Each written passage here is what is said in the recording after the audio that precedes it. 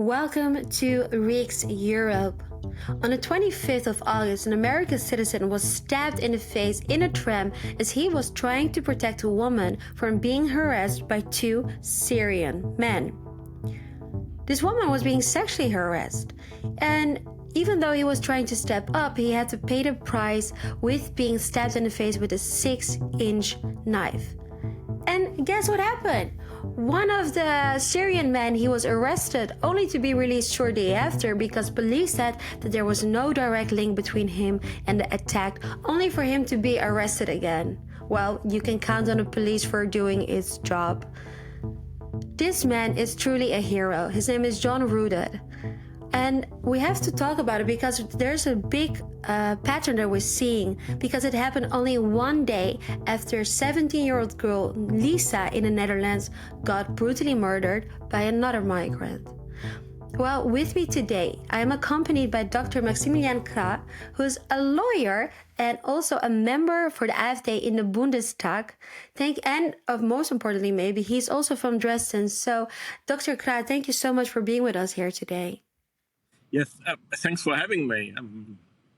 It's good to talk about these issues. Yeah, absolutely. Because I mean, it happened in your city. We all saw the images of the hero, Rudat. We saw how badly he was injured. When you saw those images, what did you think? What was going through your mind? To be honest, I was not surprised.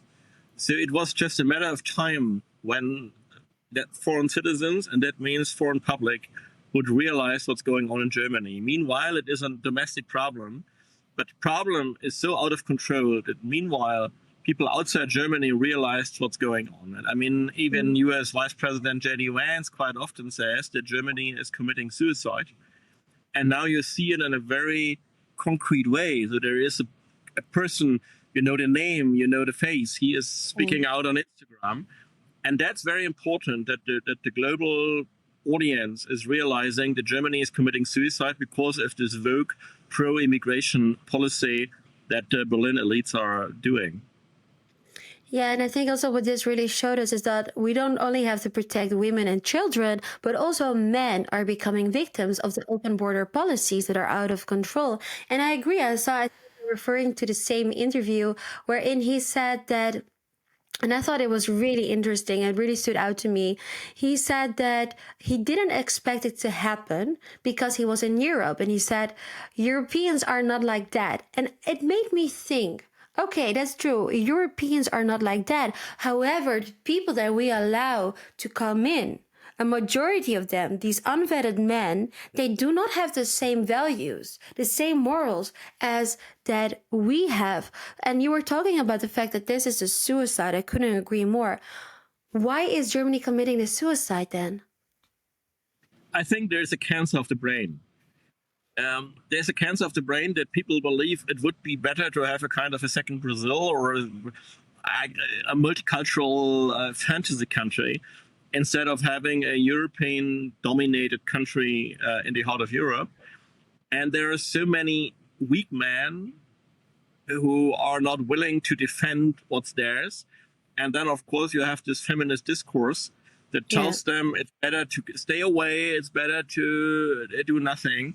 And that opens the gates to this invasion of young men from the Orient that have another culture, that are much more filled with testosterone, that have another way to deal with violence. And the European left-oriented mainstream is not prepared to deal with it. And now they learn it on the very hard way. And thankfully now it's an American hero who tells the Europeans that they are just cowards. Yeah.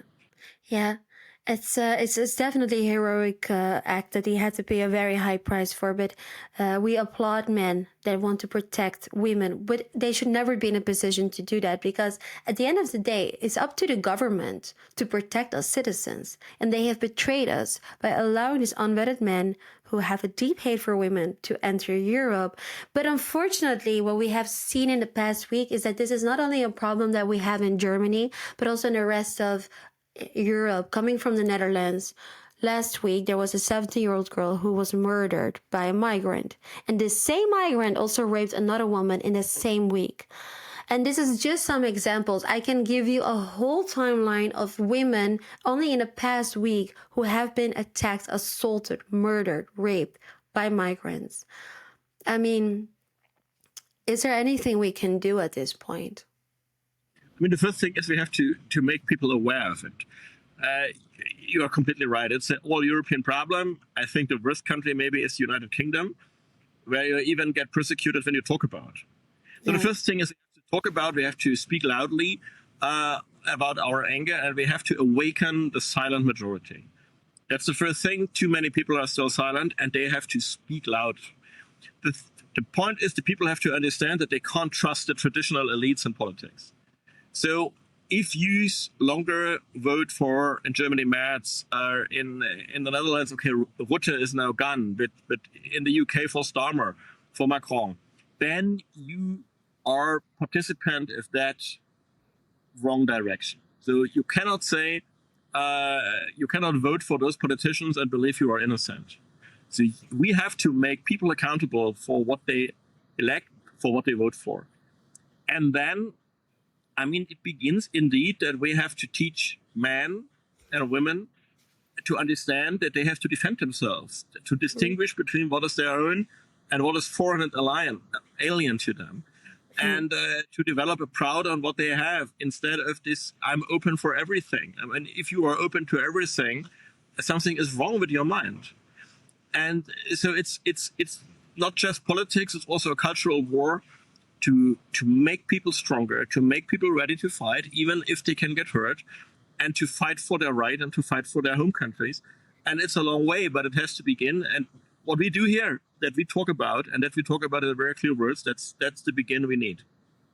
Yeah, but I respectfully also want to disagree with you because I am a big fan of your party, but we also know that your party has been facing a lot of backlash. I mean, you are the second biggest party in the Bundestag. At the same time, they're trying to ban you. They actually really want to get rid of the AfD in general, if it would be up to them. They tell you're an extremist party. In the Netherlands, Geert Wilders, we want change. It's very obvious that people are fed up with the globalist agenda that has been pushed upon them, the open borders that has failed.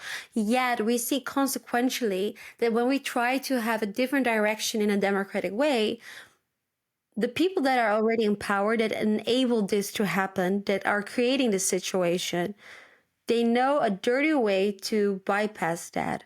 So then it's still very hard to actually get a change, to actually say, okay, we need to close the borders, for example.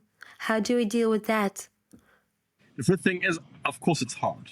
So if it would be easy, we would do it already. Yeah. So of course it's very hard because you have many people who are completely brainwashed, and then you have many people who benefit from this open border policy. So all the NGOs, all those.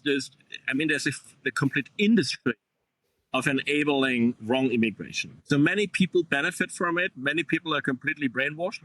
So yes, it's hard, but it does not mean that we shouldn't start. And when you want to start, then there is a development. So people join which you have never expected that they would join. So the first thing is just start and be brave. I mean, this is what the American hero in Dresden tells us. He just did. Yeah. And because he did, he created a worldwide debate on the negative consequences of open border policies. So you see it helps. If you always want to exclude all risks and all dangers, you will never start. So I just would encourage everyone just to do what he or she can and what he and she wants, and then to say the force will be with us, right? Because there is no other way than just let's go, let's start it, let's fight, and to be sure that we are stronger, that we have the better arguments, that we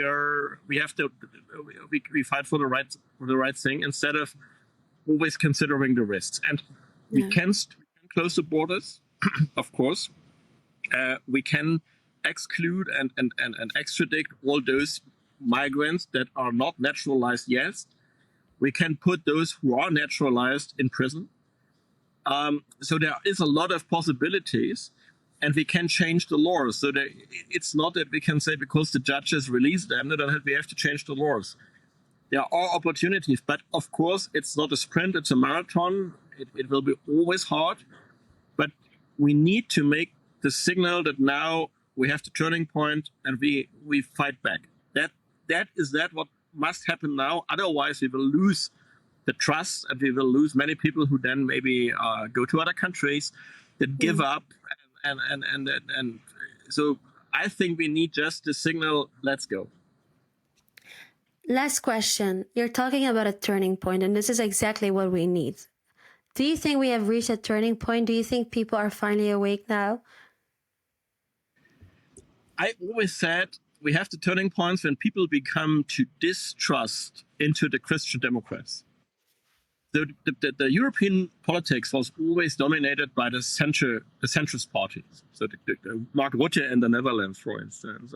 Now the CDU. And in the last German election, which took place this year, they still voted Merz, the Christian Democrats, to become chancellor. And in the moment, the people realized that the centrist parties, the Christian Democrats, the Macron, Merz, Rutte, how they are all called, that they are traitors, that they are unable to deal with the reality as it is now. Then they will be open to a right-wing approach. So I believe, and I look at the polling data in Germany now, people realize don't trust the Christian Democrats anymore, don't trust Merz, and that is what we need to start. And so I would say, yes, time is ready, and we must not miss the opportunity. And so I'm always saying, let's be optimistic, let's willing to fight, and let's start. That's what we need now. Okay, vielen Dank. Thank you so much for your time, for explaining everything. And of course, thank you so much at home for watching. Bedankt.